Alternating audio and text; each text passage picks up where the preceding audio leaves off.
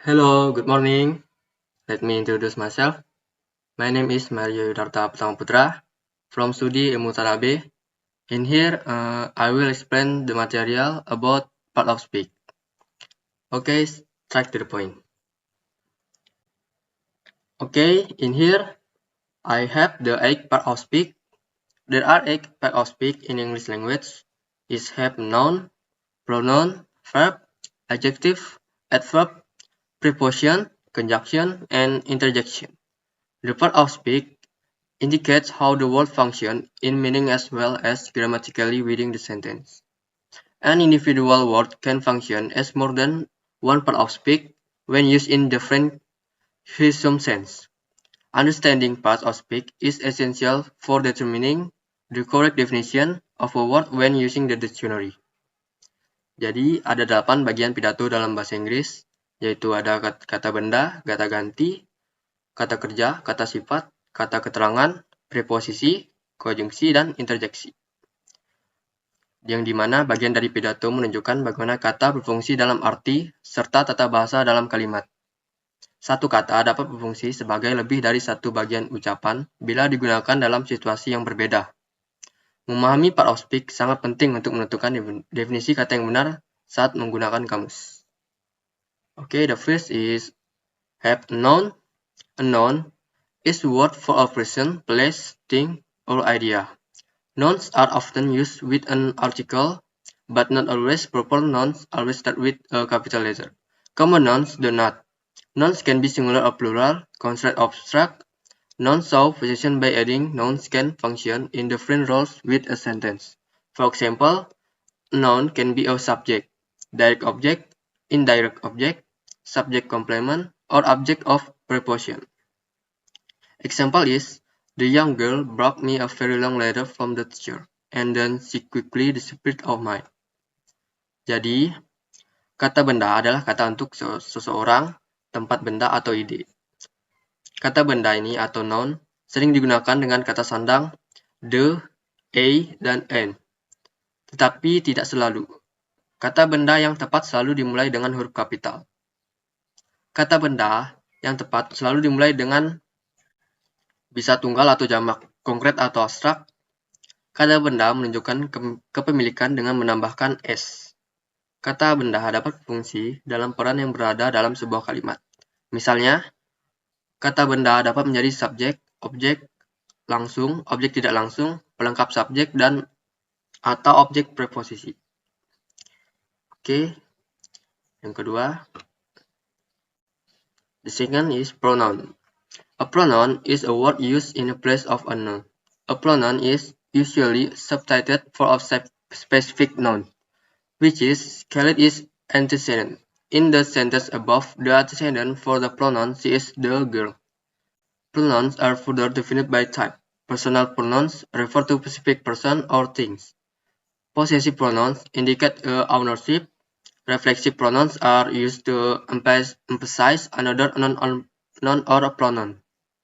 Relative pronouns introduce a subordinate clause, and demonstrative pronouns identify, point to, or refers to nouns. Example is, Sam, the young girl brought me a very long letter from the teacher, and then she quickly disappeared. Jadi, pronoun atau kata ganti adalah kata yang digunakan sebagai pengganti kata benda. Kata ganti biasanya diganti dengan kata benda tertentu yang disebut antecedentnya. Pada kalimat di atas, antecedent untuk kata ganti she is the girl.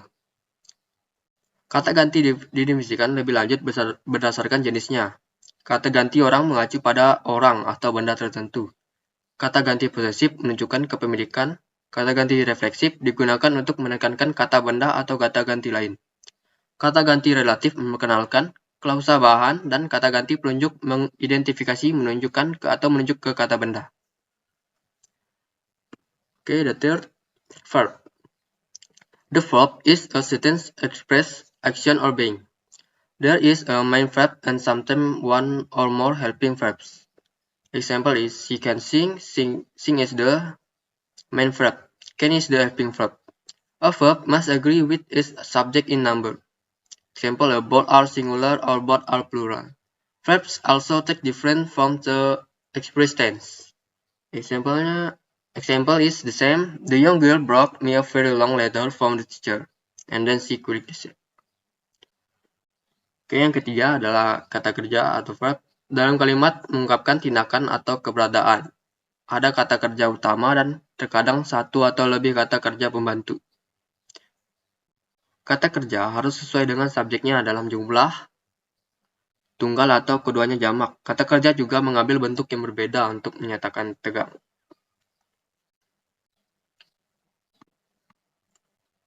Okay, next, the fourth, adjective.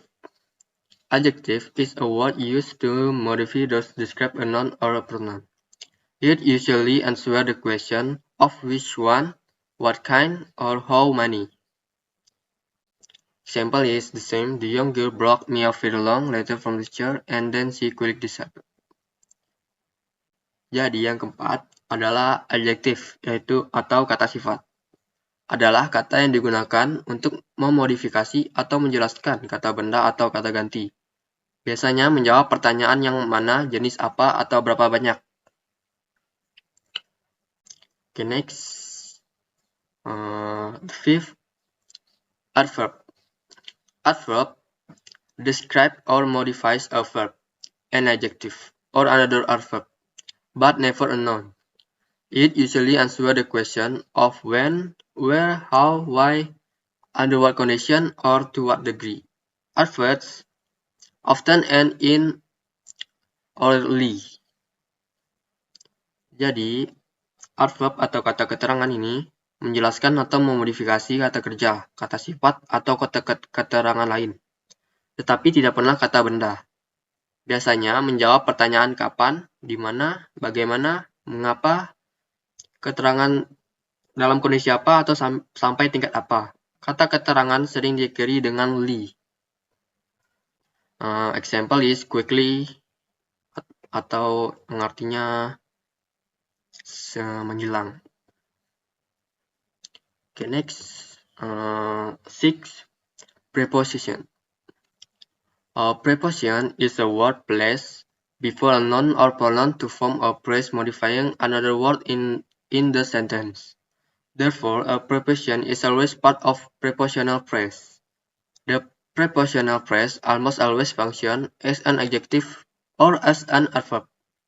The following list includes the most common preposition.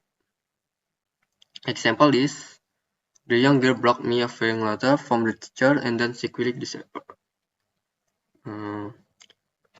Jadi ya, yang keenam ini adalah kata depan atau preposition. Preposisi adalah kata yang ditempatkan sebelum kata benda atau kata ganti untuk membentuk frasa yang memodifikasi kata lain dalam kalimat.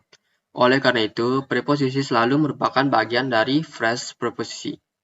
Frasa preposisi hampir selalu berfungsi sebagai kata sifat atau sebagai kata keterangan. Daftar berikut mencakup preposisi yang paling umum. Example-nya ini yang ditebalin ini from the teacher atau artinya dari guru. Okay, next. Yang ketujuh atau 7, conjunction. Conjunction join words, phrase, or clause and indicates the relationship between the elements joined. Coordinating conjunction connect grammatically equal elements and but or nor for so yet.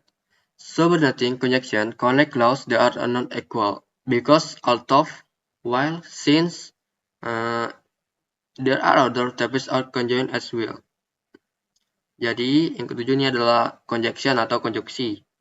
Konjungsi adalah suatu menggabungkan kata, frasa, atau klausa dan menunjukkan hubungan antara elemen yang digabungkan.